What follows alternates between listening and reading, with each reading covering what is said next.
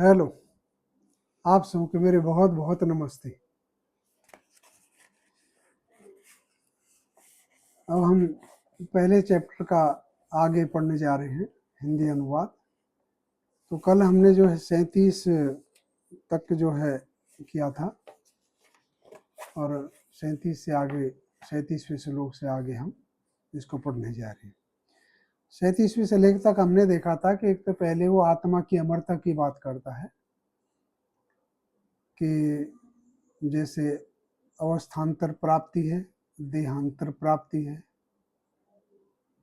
और आत्मा जो है जैसे शरीर में बाल अवस्था, युवा अवस्था, वृद्धावस्था, ऐसी देहांतर प्राप्ति अवस्था है। आत्मा की अमरता के बाद जो है वो इसको फिर जो है उसके मर्म पे चोट करने का प्रयास करता है। पहले तो कहता है कि तू नपुंसकता को प्राप्त मत हो, फिर उसके बाद वो उसको समझाता है काफी। वो कहता है तू प्रज्ञावादों की बात कर रहा है, तू बड़े बड़े ज्ञानियों जैसी बात कर रहा है। तो वो जो ज्ञानी लोग तो जो चले गए हैं, मृत हैं जीवित हैं, उनकी चिंता नहीं करते। ये आत्मा अधाह्य है, अजन्य है, अशोकनीय है, अगलनीय है। ये आत्मा जो है तो इसके लिए शोक करने योग्य नहीं है। सब शरीरों में ये आत्मा जो है सभी की इसमें इसी तरह से है, तो इसके लिए तू शोक कर।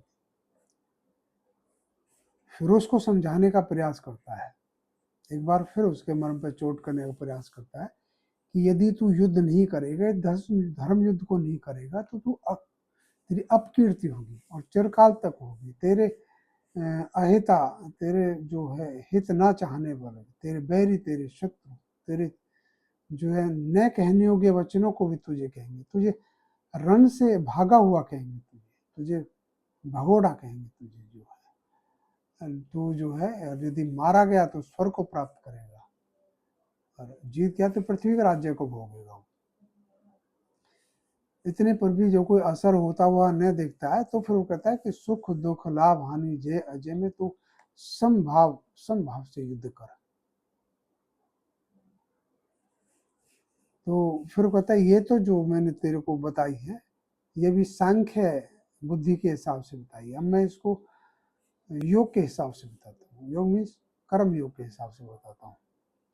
तो अब तक जो सांख्य योग का मतलब तत्व ज्ञान कैसा हो, ये तत्व है कि भाई प्रत्येक मृत्यु, जो इसने भी जन्म लिया है, जन्मने वाले की मृत्यु निश्चित है। जातस्य यो ध्रुव मृत्युर्धर्म जन्मर्त्यस्य च तस्मात् परिहार्थे न, तो जिसको जन्म वाले की मृत्यु। तो ये तत्व ज्ञान था, तत्व ज्ञान के हिसाब से उसको समझाता है अब तक कि मरने वाले का जन्म निश्चित है और जन्म लेने वाले की मृत्यु निश्चित है। हम रोजाना सैकड़ों मरते देखते हैं,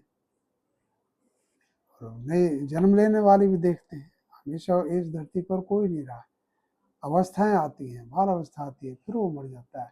तो ये सारा जो हम देखते हैं, जो सब कुछ अपने सामने, बच्चे को देखते हैं, बड़ा हुआ होता देखते हैं, वृद्ध होता हुआ देखते हैं, ये सारा कुछ ये तत्व ज्ञान है, यही सांख्य योग है।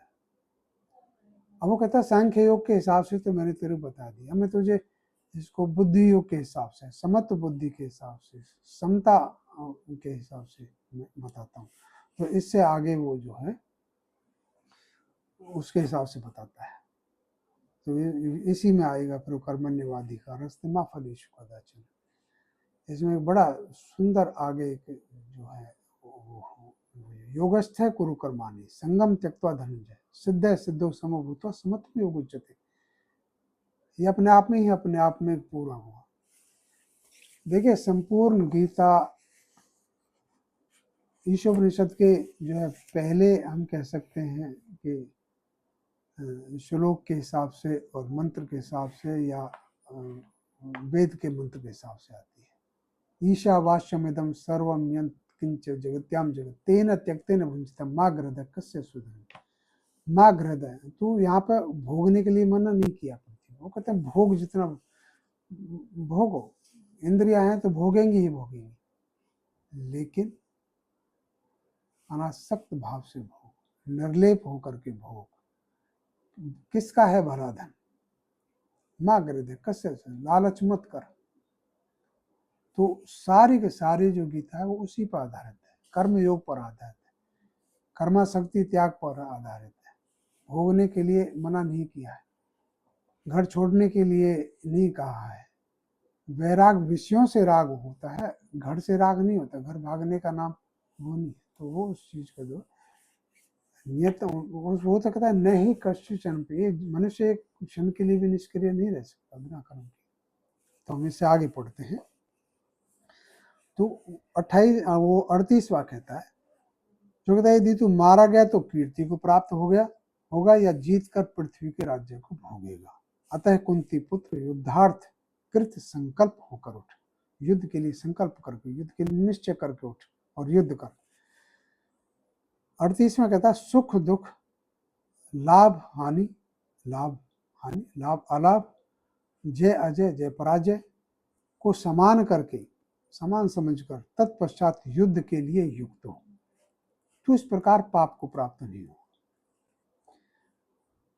तेरे लिए यह बुद्धि सांख्य में विहित है, यानी बुद्धि विचारधारा जो कही गई है ये सांख्य के अनुसार कही गई है, सांख्य में विहित है ये। इसी को तू अब योग में सुन, यानी इसी बुद्धि को, इस विचारधारा को तू अब योग में सुन। योग का मतलब गीता में कर्म योग ही है। अर्जुन जिस बुद्धि से युक्त होकर तू कर्म बंधन को काट देगा, तो इस कर्म बंधन से मुक्त हो जाए। कर्म बंधन क्या है, हम कर्म करते हैं फिर फल भोगते हैं, फल भोगते हुए फिर कर्म करते हैं, कर्म करते हुए फिर फल भोगते हैं। कर्म कर्म फल का अटूट रिश्ता है। जो हम कर्म करेंगे उसका फल मिलेगा, जो हम कार्य करेगा उसका जो रिजल्ट निकलेगा ही निकलेगा। 39 में कहता हूँ, यहाँ इस कर्म योग में न तो अभिकर्मनाश है न प्रत्यवाय होता है। इस धर्म का स्वल्प प्रयोग भी, स्वल्प भी महान भय से तारता है। यानी वो कहता है कि ये जो है अभिकर्मनाश का है। अभिनाश कहते हैं जो शास्त्रों में कर्म कांड की निश्चित विधियां, हर कर्म कांड की निश्चित विधि और कर्म है, पहले ये होगा फिर वो होगा फिर ये होगा, ये है अभिकर्म। किसी भी कर्म कांड की निश्चित विधि और क्रम, ये तो अभिकर्म कि इसमें ना तो अभिकर्म नाश है ना तो किसी कर्म कांड, क्योंकि इसमें किसी कर्म कांड की जरूरत नहीं है, तो ना तो उसमें अभिकर्म का नाश होता है, न प्रत्यवाय होता है। प्रत्यवाय होता है जब हम कोई कर्म कांड करते हैं उसके करने में कोई भूल त्रुटि हो, या मनुष्य के कोई किसी भूल का कोई वो हो, तो उसको कहते हैं प्रत्यवाय, जो भूल त्रुटि जो होती है। होता है यहाँ इस योग में ना तो अभिकर्म नाश होता, ना तो यह कि कोई कर्म कांड गलत तरीके से कर दिया उसका कुछ फल है, ना इसमें प्रत्यवाय होता है। इस धर्म का यानी इस कर्म का थोड़ा सा भी का स्वल्प यानी स्वल्प अनुष्ठान प्रयोग, थोड़ा इसका, इस धर्म का थोड़ा सा प्रयोग महान भय से तारता है, महान भय से पार करता है।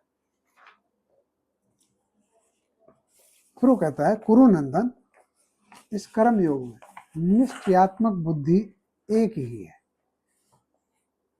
व्यवसायत्मक बुद्धि एक ही है।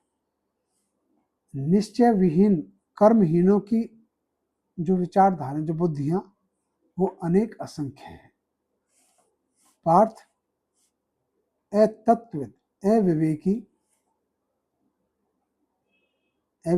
जो अतत्विद हैं, यानी शास्त्रवाद, विद्यावाद, ज्ञानवाद में रत है, वेदवाद रतः, शास्त्रवाद इसके अतिरिक्त कुछ नहीं, यह साधनीय नहीं, ऐसा कहने वाले काम आत्मा, विषयी, सुखपरायण लोग भोगैश्वर्य की प्राप्ति के लिए जिस इस पुष्पवत प्रफुल्लिता आवागमन रूप कर्म फल दयनी क्रिया विशेष बहुला बहुत कर्म कांडमयी वाणी को चढ़ते हैं। ये एक्चुअल में 3 श्लोकों का एक ही सेंटेंस है, और ये थोड़ा सा जब मैं बोर्ड बताऊंगा तो इसको बताऊंगा। और ये बहुत ही सुंदर है और अपने आप में। याम इमाम पुष्पिताम वाचम प्रवदंत विपश्यते वेदवाद रता पार्थ नान्यद स्थिति वादन है, इनकी इसके अतीत ने कुछ भी दी। कामात्मान है स्वर्ग परा जन्म कर्म फल प्रदान क्रिया विशेष बहुलाम भोगेश्वर गतिम प्रति भोगेश्वरीय प्रसक्ता नाम तैया प्रचेत साम व्यवसायत्मका बुद्धि समाधान विधीयते। तो इसमें जो वो कहता है, इसमें निश्चयात्मक बुद्धि एक ही है।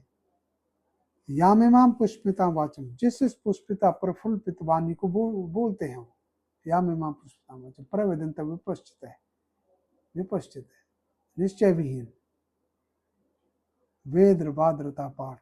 वेदवाद वेदवाद मतलब का मतलब शास्त्रवाद विद्यावाद में जो रत हैं वो लोग, वो उस वाणी को चर्चते हैं जो बहुत कर्म कांडमयी है, जो जन्म कर्म फल को देने वाली है, उसको विषयी सुख परायण लोग, कामात्मान है सुख परायण लोग जो है भोगेश्वरी प्राप्ति के लिए इस वाणी को चर्चते हैं।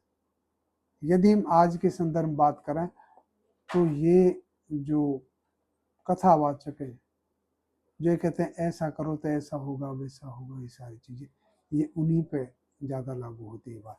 और ये बहुत सुंदर है, ये 3 श्लोकों का एक अलग ही वो है और विशेष विशेष ये अर्थ रखता है। तो कहता है उस वाणी से, वो जो बहुत सुंदर वाणी बोलते हैं, जो फूल के समान पुष्पवत प्रफुल्लिता वाणी बोलते हैं, बड़ी लुभाने वाली मन वाणी बोलते हैं, उस वाणी से जो अपहृत चित्त, जिनका चित्त अपहृत हो गया है मोह में, भोगैश्वर्य में आसक्त जनों के, उनमें अंतःकरण में निश्चयात्मक बुद्धि स्थित नहीं होती है। असंशयात्मिका या निश्चयात्मक बुद्धि नहीं होती है। सब विद्याएं शास्त्र, वैसे इसका एक त्रिगुण्य विषा वेदा, वेद त्रिगुणात्मक विषयों का प्रकाश करने वाले हैं। इसका जो दूसरे ग्रंथों में अर्थ मिलता है वो ये मिलता है भाई वेद जो, लेकिन वेद त्रिगुणात्मक विषयों का प्रवास, वेद तो है ही उसके जो ब्रह्म के लिए ही, जो अध्यात्म के ही हैं सारे सारे। तो ये वेद उनकी बात करता है, जैसे दूसरे जो जिनके नाम है, जैसे नाट्य वेद है, तंत्र वेद है, आयुर्वेद है, इस तरह से जो उनकी। तो वेद का यहाँ पे अर्थ क्या, सब विद्याएं, जितने भी दूसरे शास्त्र हैं, सब विद्याएं शास्त्र त्रिगुणात्मक विषयों का प्रकाश करने वाले हैं।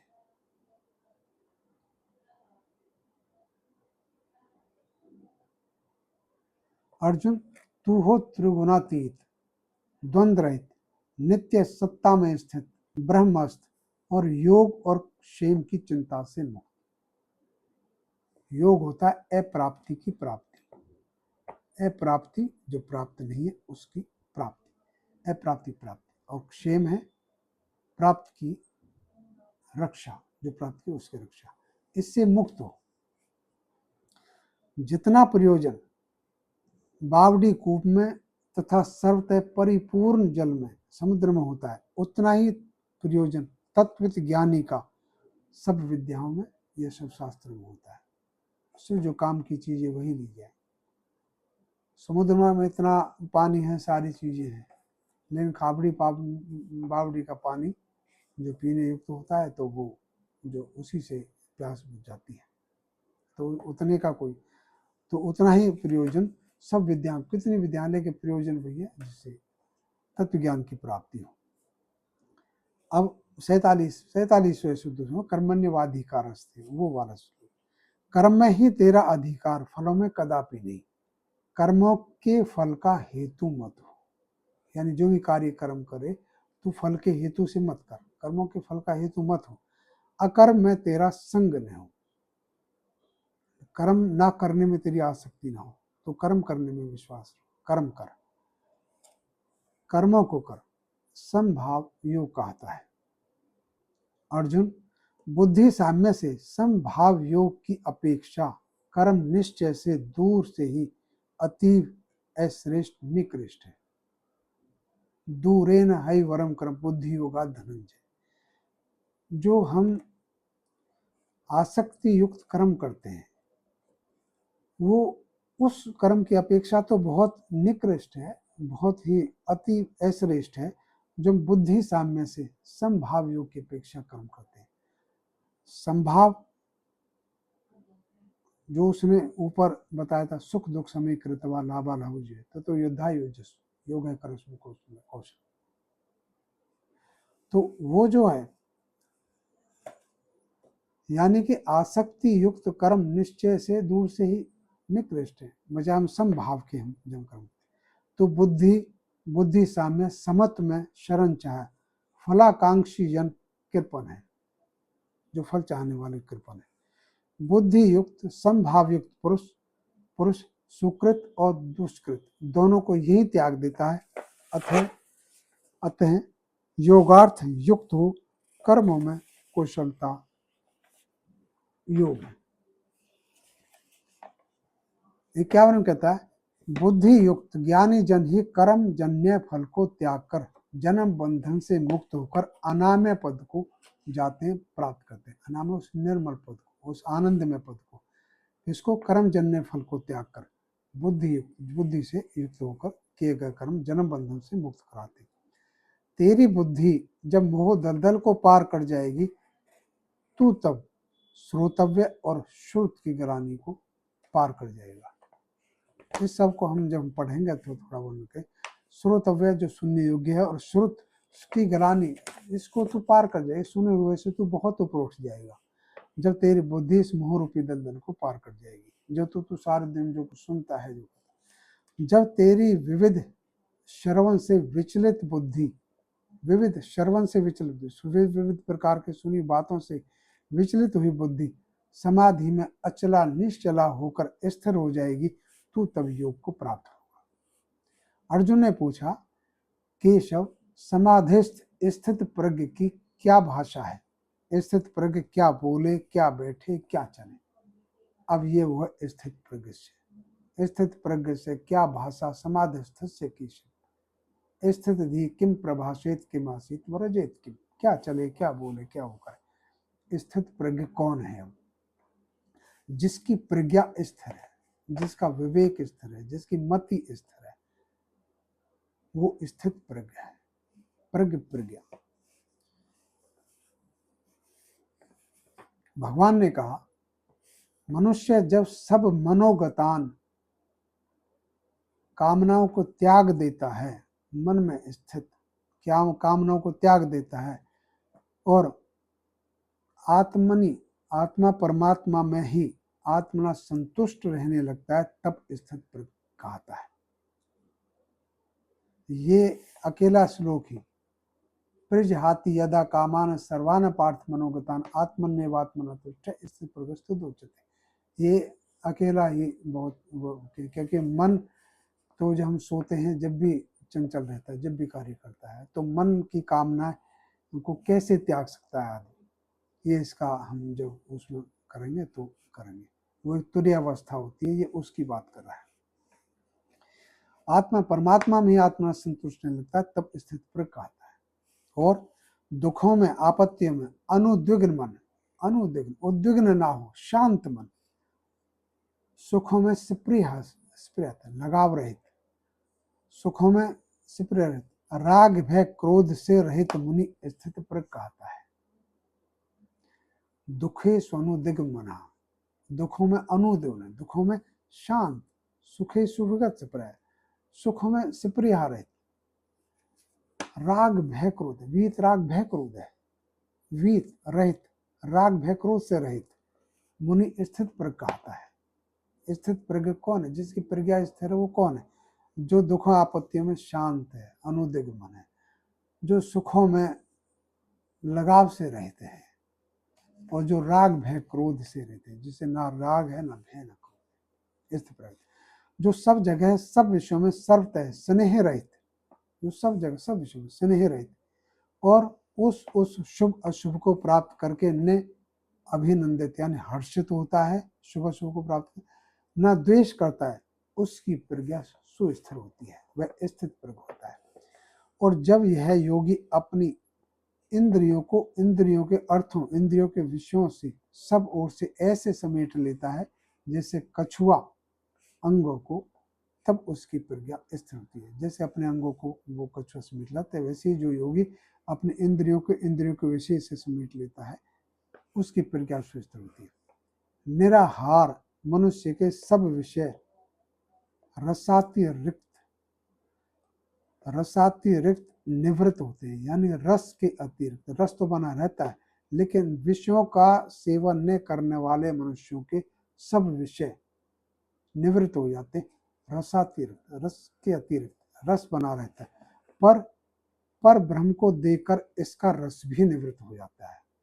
रस मीन्स इंद्रियों को वैसे तो काबू कर लेता है, लेकिन मन में उसकी लालसा इच्छा बनी रहती है, वो रस है। लेकिन परमात्मा के उसको देख करके उसका रस भी निवृत्त हो जाता है। कुंती पुत्र अर्जुन, यत्न करते हुए मेधावी पुरुष की भी, यत्न करते हुए, अब ये इंद्रियों की बात कर, यत्न करते हुए मेधावी पुरुष की भी प्रमथनशील इंद्रिया, प्रमथन बलशाली स्त्रियां, बलपूर्वक मन को हर लेती है। यानी कि ये जो इंद्रियां इतनी प्रमथनशील हैं, इतनी ताकतवर होती है कि मेधावी पुरुष की, यत्न करते हुए पुरुष की भी वो मन को हर लेती हैं। उन सब को नियंत्रित करके, उन सब इंद्रियों तथा मन को नियंत्रित करके जो युक्त समाहित तथा मत परायण मुझसे अनुरक्त हो गया हो, मुझसे मीन्स परमात्मा से अनुरक्त हो गया हो, और जिसकी इंद्रियां वश में हो गई हो, उसकी प्रज्ञा सुस्थित होती है। वह स्थित प्रज्ञ है। जो इंद्रियां मन को नियंत्रित करके युक्त समाहित और परमात्मा परायण हो गया हो, जिसकी इंद्रिया वश में हो गई हो, उसकी प्रज्ञा सुस्थित होती है। विषयों का ध्यान करने वाले पुरुष का उन विषयों में संपर्क भाव होता है। ये जो दो श्लोक अब हैं, ध्याय तो विषान पुंस संगस्तेषु जाते संगात संजाते काम कामात कुर्वधि जाते क्रोधात भवति समूह समूहात स्मृति विभ्रम स्मृति भ्रंशात बुद्धिनाशो बुद्धिनाशात प्रणश्यति। ये दो श्लोक के जो गीता है, जो सामान्य गीताओं में, इसके अर्थ जो है थोड़े अलग हैं, और इसमें थोड़ा इसका जब मैं उसमें करूँगा तो बताऊंगा इसका। फिलहाल जो है जो वेदानुकूल हैं वो अर्थ इस प्रकार है। विषयों का ध्यान करने वाले पुरुष का उन विषयों में संपर्क बहुत होता है। संपर्क भोग से इच्छा प्रबल होती है, भोगने की इच्छा प्रबल होती है, और भोगने की इच्छा के बढ़ने से उनमें लिखा क्रोध बढ़ता है। लेकिन क्रोध से तात्पर्य यहाँ पर मानसिक उत्तेजना, अव्यवस्था, मानसिक विक्षोभ से है। अब मनुष्य को क्रोध से यानी कि मानसिक उत्तेजना से सम्मोह है। सम्मोह में चित्त विभ्रम होता है, और चित्त विभ्रम से स्मृति विभ्रम, और स्मृति विभ्रम से बुद्धि का नाश होता है, और बुद्धि के नाश से विनष्ट हो जाता है, मनुष्य विनष्ट हो जाता है। किंतु राग द्वेष से वियुक्त आत्म अधीन इंद्रियों से विषयों को सेवन करने वाला, अब ये एक विशेष है कि इंद्रियों को कैसे सेवन किया जाए। राग द्वेष से वियुक्त आत्म अधीन इंद्रियों से, वो इंद्रियां जो राग द्वेष से वियुक्त हैं, आत्म अधीन है, इंद्रियों से विषयों को सेवन करने वाला विहित आत्मा निर्मलता, प्रसन्नता, आत्मानंद को प्राप्त करता है। विहित आत्मा किसे कहते हैं? जो पुरुष विषयों का कदापि चिंतन न करता हुआ सदा आत्मा का चिंतन करता है, वो विहित आत्मा है, उसे विधेय आत्मा कहते हैं। प्रसाद में इसके, प्रसाद वाली अवस्था में इसके सब दुखों की हानि हो जाती है। अब प्रसाद क्या है? अंतःकरण की निर्मलता और आत्मा का आनंद। अंतःकरण की निर्मलता और आत्मानंद की अवस्था में इस विधेय आत्मा के सब दुखों की हानि हो जाती है। इस प्रसन्न चित्त विधेय आत्मा की बुद्धि शीघ्र ही सर्वतः अवस्थित हो जाती है। प्रसाद अवस्था की सिद्धि होने पर विधेय आत्मा अविलंब स्थित प्रग हो जाता है। अयुक्त की बुद्धि नहीं होती, जो परमात्मा युक्त नहीं है, अयुक्त की बुद्धि नहीं होती, और न अयुक्त की भावना होती है। जब बुद्धि की बात करता है वो समत्व बुद्धि की बात करता है। न अयुक्त की भावना होती है, और भावहीन के शांति नहीं होती, अशांत के कहाँ से सुख आए।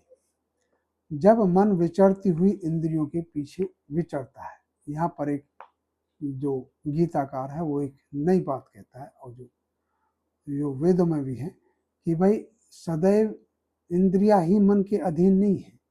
सदैव इंद्रिया वो काम नहीं करती जो मन कहता है। इंद्रियां भी अभ्यासी हो जाती है किसी कार्य करने के। मन का कोई भी ध्यान नहीं रहेगा तो भी इंद्रियां अपने आप वो कार्य कर लेती हैं। जैसे कईयों को झूठ बोलने की आदत पड़ जाती है, वो मन में ना भी होगी तो भी बस उसने झूठ बोला। जब मन विचरती हुई इंद्रियों के पीछे पीछे विचरता है मन, तब वह मन इस की प्रज्ञा यानी बुद्धि विवेक को इस प्रकार हरता है, इस मनुष्य के, अयुक्त वाले मनुष्य की, जैसे वायु